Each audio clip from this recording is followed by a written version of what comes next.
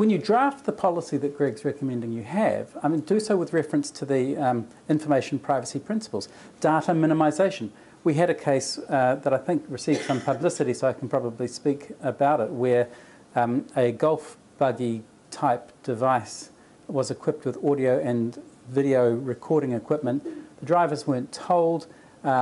This is a full audio and video record of their working day. We said that was disproportionate. It was not necessary. So Privacy Principle 1 says you can only collect personal information that is necessary. Now, the organisation in that case said, well, it's necessary because what if we have a health and safety event? We asked them to do some sums for us. How many hours of recording do you have per incident of a health and safety incident? And there were thousands and thousands of hours. If you can get over that hurdle, which is not a high bar, how are you storing this information? Who has access to it? How long are you keeping it? You know, these are the kinds of issues that you would expect your policy to touch on. We're talking about internet and email policies as well. We've seen an increasing number of incidents of people using work equipment to access social media pages, wandering away and not having the screensaver come up, and an employer or colleague passing by the desk and saying, oh, that looks like an interesting thread on this social media platform. Oh my God, that's me they're talking about. Now, that's not a collection of information, as you know. That's a happenstance, right? But once you start clicking and diving and scrolling, you're really starting to get a little bit intrusive. So here our assessment moves from Principle 1, well, it would engage Principle 1, but we're moving into Principle 4. Is this level of scrutiny fair and reasonable? Does it intrude to the privacy expectations of the individuals? And again, this is a very contextual, case-by-case assessment, depending on what kind of material is included in that.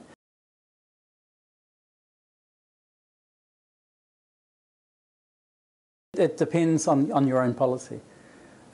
We have had some interesting jurisprudence, and it's not directly in the employment field, but the Supreme Court's looked at a decision, made a decision in a case called Alsford. And there they're talking about what might constitute a search, even when there's a voluntary exchange of information. So when police ask for information from a commercial enterprise, and just saying, you know, give it to us voluntarily under the Privacy Act. The Supreme Court have confirmed a Canadian approach which says even that can constitute a search if the individual would have a reasonable expectation of privacy in that information. Now, by saying that, that brings that interaction, makes it subject to scrutiny under the New Zealand Bill of Rights Act as an unreasonable search and seizure. Now, I think it's not a huge leap to make to say that if somebody would have a reasonable expectation of privacy in information that they are generating in the workplace, it could have some implications for the fairness of your accessing it as an employer. The critical, absolutely critical thing is the policy that you have and the way that you communicate that to people, and whether that expectation of privacy is generated.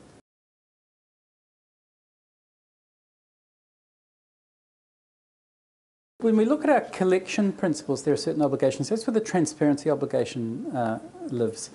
But one of the exceptions to the transparency principle, Principle 3, is that you're not obliged to inform people where doing so would prejudice the purpose of collection.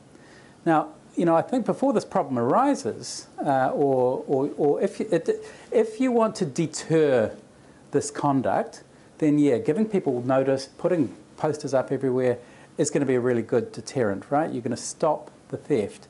If you want to catch the person, telling them that you're going to be spying on them is probably not such a great idea.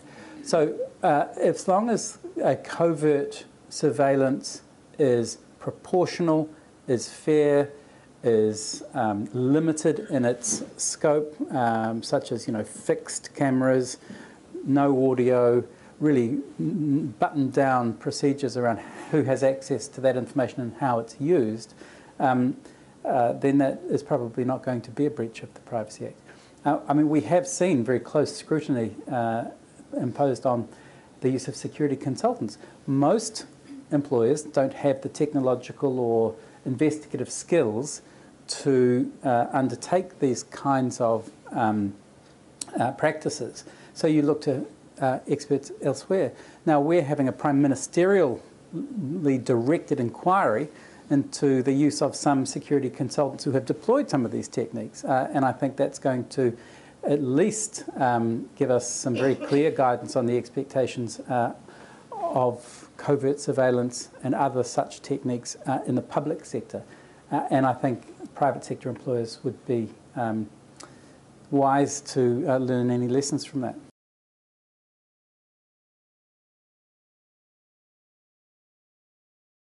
Proportionality, data minimization, these are the principles that guide our approach to it. Do you have a legitimate business need? Is the collection proportionate?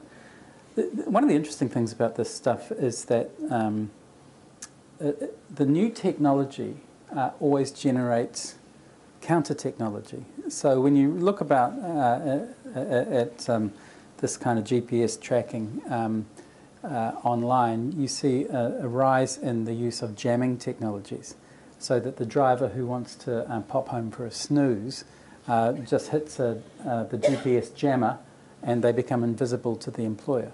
So, you know, if you have a legitimate need to track most of the movements, then that's fine. Communicate with people. If you want to sort of get down to the level of inescapable 24/7 movement tracking, then you need to have a very close look at it, particularly where a vehicle is part of somebody's terms of employment and they are allowed reasonable personal use. You don't want to be reporting to them on Monday morning all the GPS points and the map of their travel over the weekend.